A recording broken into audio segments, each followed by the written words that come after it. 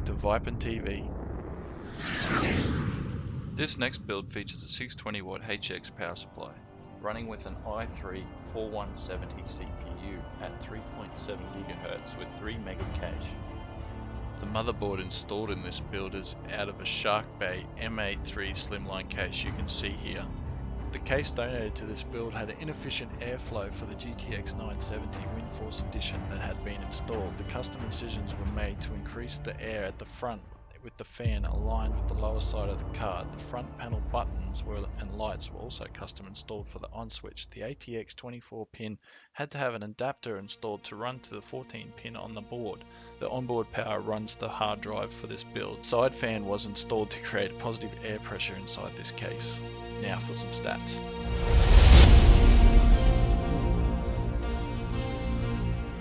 Positive air pressure will help prevent dust entering the system, but will still come in through the fan sections around the case.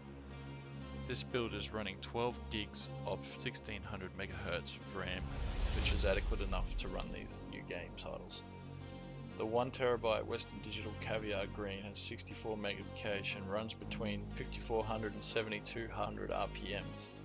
With the Corsair HX 620 watt modular power supply, the drive ensures it has optimal power savings as well. This build has been built on a very low budget between $500 and $600. As you can see here, it wins no races starting up at nearly 3 minutes to enter the game. As you can see here, just out and about driving in the open, I'm getting a casual 37 frames. Seems to be running very smooth though. It's very playable at 43 to 45 frames while in the plane. Mind you, these settings are all ultra at 1080p, so these settings can be turned down for more frames. Technology is always evolving, and this GPU is happy to run the latest games, running 43 frames here inside with ultra settings still turned on. Future upgrades I would suggest for this build is a solid state drive along with 16 MB of gaming RAM, as you can see in this next clip. I do notice drop in frame rates here and there, but out in the open it seems to run nicely.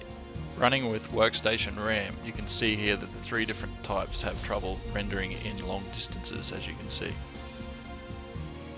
Bang for buck though, it's not much to be worried about in terms of performance. Now to show off some rust, the 970 definitely puts out performance when rendering in this game at beautiful settings. When I approach a build, I like to see what the computer is capable of. While I value aesthetics, performance will always be my primary objective. As you can see, I'm getting a happy 100 frames out in the open here, dying back off to 80 to 70. This is another demanding game. All set on beautiful, mind you, at 1080p. This build was made between September and October 2017.